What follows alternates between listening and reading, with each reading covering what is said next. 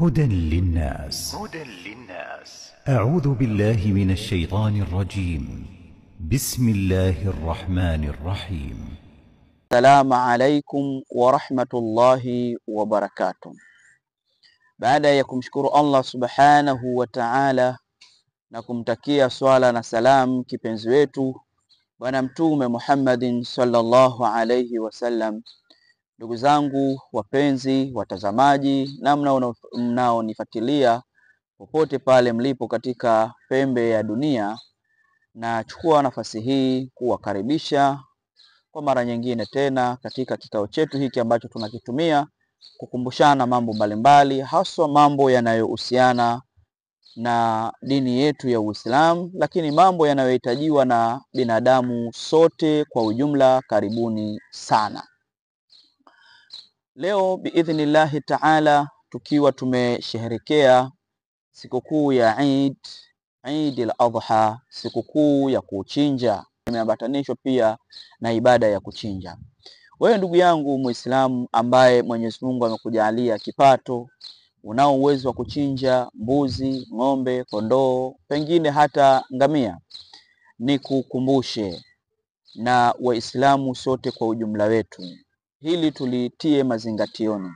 Lengo la kuchinja hiki kichinjwa kwanza ni kujikurubisha kwa Allah subhanahu wa ta'ala. Ikiwa ni kujikurubisha kwa Allah, maana yake ni kwamba kichinjwa hiki lengo kubwa ni kutafuta uchamungu kwa Allah subhanahu wa ta'ala, na wala sio makusudio yake kwamba kichinjwa hiki ni kwa ajili ya kupata nyama nyingi. Hapana, lengo lake si kwa ajili ya nyama, bali lengo kubwa ni kutafuta ukaribu wetu sisi na Mwenyezi Mungu, lakini kuweza kupata daraja ya uchamungu, kama vile ambavyo tulikuwa tukikesha usiku, lakini mchana watu walikuwa wakifunga katika mwezi mtukufu wa Ramadhani. Lengo kubwa ni kutafuta uchamungu ya harakati mbalimbali, ima za kufunga au kama hivyo wenzetu wameenda kule Maka kwa ajili ya kwenda kufanya ibada ya hija. Na ibada ya hija sio ibada tu ya kukaa, hapana. Kuna hatua mbalimbali ambazo wanazifanya mahujaji. Wanatoka sehemu moja, eneo moja, wanaenda eneo jingine, wanaenda eneo jingine, mpaka ile hija ikiisha, wallahi mtu anakuwa yuko taabani. Na pia nihimize kwa vijana ambao Mwenyezi Mungu amewajalia kipato, basi waende wakatekeleze ibada hii ya hija hali ya kuwa bado wana nguvu, kwa sababu ibada ya hija miongoni mwa uwezo unaokusudiwa ni uwezo wa kinguvu, kuweza zile harakati mbalimbali, ile mihangaiko. Ala kula hali, huko siko nakotaka kuzungumzia kwa sana. Ninapotaka kuzungumzia kwa sana ni kwamba haya masiku yote ambayo tunafanya hizi shughuli mbalimbali, wenzetu wako hija, na sisi ambao tuko huku kwenye miji yetu hatujafanikiwa kuenda kwenye viwanja vya Maka na Madina, lakini hatujatekeleza ibada ya hija. Sisi tulishiriki kwa kufunga, wengine walianzia kuanzia mwezi mosi Dhulhijja mpaka mwezi 9, lakini wengine walifunga kuanzia mwezi 8, mathalan mwezi 8 na mwezi 9. Wengine walifunga mwezi 7, mwezi 8 na mwezi 9. Wengine walipata siku moja angalau hiyo mwezi 9, kwa maana ile siku ya kisimamo cha Arafa. Wengine wakafunga kwa kutekeleza ibada hii ya ufungaji, lakini kuutukuza mwezi huu mtukufu wa Dhulhijja. Lengo kubwa ni kutafuta uchamungu.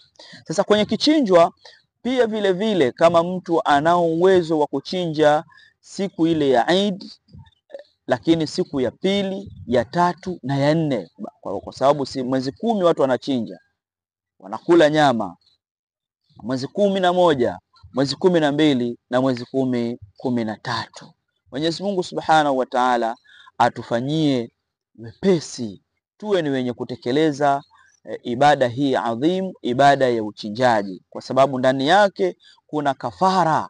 Tunaposema kafara, tunakusudia kwamba ni kafara la kisheria, unamwaga damu kwa njia ya kisheria ambayo ameelekeza Allah Subhanahu wa Ta'ala, kwa maana ya kwamba kama kuna matatizo, kuna mabalaa, basi unapochinja Mwenyezi Mungu yale mabalaa anayaondoa kwa ajili ya Allah. Lakini ndugu yangu, Utakapolipeleka hili jambo la kuchinja kwa asiyekuwa Allah, unaweza ukaingia kwenye ushirikina, bali utaingia katika ushirikina, kwa sababu Mwenyezi Mungu amemwamrisha mtume wake akamwambiaje?